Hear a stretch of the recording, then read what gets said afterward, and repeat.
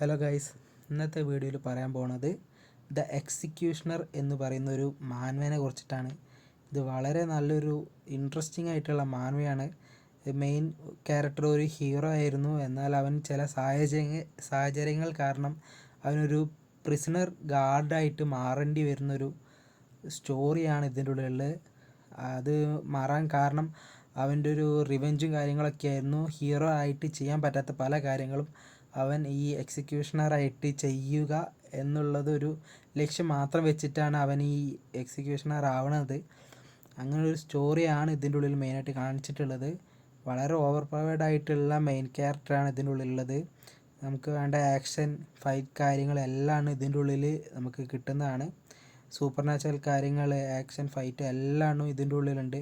അതുകൊണ്ട് തന്നെ ഓരോരുത്തരും ഇത് മിസ് ചെയ്യാൻ പാടില്ലാത്തൊരു മാൻവയാണിത്.